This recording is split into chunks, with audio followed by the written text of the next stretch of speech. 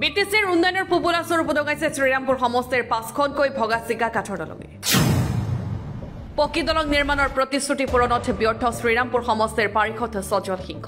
হাগ্ৰামা মকিলাৰীৰ 17 বছৰ আদৰ্শ বিটিচি গঢ়াৰ সপোন দেখুৱাই ৰাইজৰ লগতে প্ৰতাৰণা কৰাৰ পাছত বিটিআৰক ছুইজাৰলেণ্ড বনোৱাৰ প্ৰতিশ্ৰুতি দি ইউপিপিএল আৰু বিজেপিয়ে বিটিআৰৰ শাসনৰ গাদীত অধিষ্ঠিত হোৱাৰ পাছত 5 বছৰ অতিক্ৰম হ'বলৈ হ'ল কিন্তু ছুইজাৰলেণ্ডৰ সপোন হৈ থাকিল বিটিআৰ অঞ্চলত এতিয়াও বহু সমস্যাৰে জৰ্জৰিত ৰাইজ দুৰ্ভোগ ভুগিবলগীয়া হৈছে স্বাস্থ্য যাতায়াত খোৱা পানী আদি মৌলিক অধিকাৰৰ পৰা বঞ্চিত ৰাইজ বিটিচিৰ নিৰ্বাচনৰ আগত পুনৰ সৰবকৈ চৰকাৰৰ ব্যৰ্থতাক উদঙাই দি সমালোচনাত মুখৰ হৈ পৰিছে অসম আৰু বিটিচি চৰকাৰে দিয়া প্ৰতিশ্ৰুতি পালন কৰাত ব্যৰ্থ হোৱাৰ এখন সমষ্টি হৈছে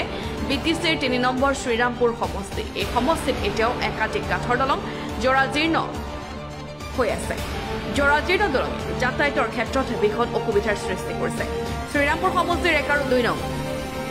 গুৰমৰাবিল গাঁৱৰ সৈতে সংযোগী দুটা কাঠৰ দলং দীৰ্ঘদিনৰ পৰা জৰাজীৰ্ণ অৱস্থা থকাৰ ফলত বৃহত্তৰ অঞ্চলৰ ৰাইজ যাতায়াতৰ ক্ষেত্ৰত জ্ঞাত ভুগিবলগীয়া হৈছে 3-4 বছৰমান আগত আমি ভমৰাবিল আঞ্চলিক এবিএম চহৰ গোসাইগাঁও জিলা সমিতিৰ উদ্যোগত এইখন দলঙৰ সন্মুখত এখন ধৰ্ণা কাৰ্যসূচী লৈছিলোঁ সেই কাৰ্যসূচী কৰাৰ ফলত আমাৰ 3 নং শ্ৰীৰামপুৰ সমষ্টিৰ সন্মানীয় MCLA তথা বৰ্তমানৰ EM তেখেতে মানে বাধ্য হৈ আমাৰ এইখন গাঁৱত প্ৰমোদ বড়ো ডাঙৰীয়া বিটিচিৰ চিফ প্ৰমোদ বড়ো ডাঙৰীয়াক লৈ আহি আমাৰ এইখন গাঁৱৰ মানে সকলো মানুহৰ সন্মুখত কথা দিছিল যে 3 মাহৰ ভিতৰত এইখন ব্ৰিজৰ মানে কি কয় আধাৰশিলা সংস্থাপন কৰা হ'ব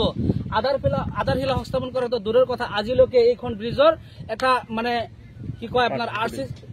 কাঠৰ এটা খুঁটি নপৰিলে আমি এতিয়া ভাবিবলৈ বাধ্য হৈছো যে আমাৰ এইখন সংখ্যালঘু বসতি প্ৰধান এলেকা সেইকাৰণে কি আমাক চৰকাৰে তথা আমাৰ স্থানীয় যেখন আমাৰ MCLA আছে সজল কুমাৰ সিং ডাঙৰীয়া তেখেতে কি আমাৰ মানে লাঞ্ছনা বঞ্চিত কৰিছে নেকি আমি প্ৰশ্ন কৰিছো আমাৰ এইখন দলং কেতিয়া নিৰ্মাণ কৰা হ'ব প্ৰায় আপোনাৰ 22-23 বছৰমান হৈছে ইয়াৰ আগতে আমাৰ BPF চৰকাৰ আছিলে এই সময়তো আমাক বহুত সময়ত মানে কথা দিছিলে যে এইখন কাঠৰ দলং পকীকৰণ কৰা হ'ব কিন্তু দুখ আৰু পৰিতাপৰ কথা আজিলৈকে BPF চৰকাৰটো বাধি দিছো আমি আজিলৈকে ইপিপিএল চৰকাৰে এইখন কাঠৰ দলং মেৰামতিত কৰাৰ দূৰৰ কথা অলপ সময় মানে কিছু সময়ত আহি যেতিয়া মানে নিৰ্বাচন আহে তেতিয়া আমাৰ মাজত আহি ৰাজ্যত মানে কথা দিয়ে যে এই ব্ৰিজখনৰ টেণ্ডাৰ বনোৱা হৈছে অমুক হৈছে তমুক হৈছে কিন্তু আজিলৈকে ব্ৰিজখন যে মেৰামতি অলপ চলপ মেৰামতি কৰি আছে কিন্তু পকীকৰণ কৰাৰ কোনো নাম নাই ইয়াৰ আমি